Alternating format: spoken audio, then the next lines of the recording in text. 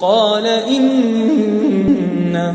أشكو بثي وحزني إلى الله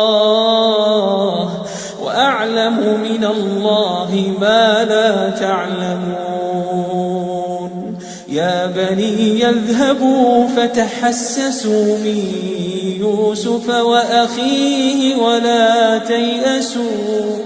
ولا تيأسوا من روح الله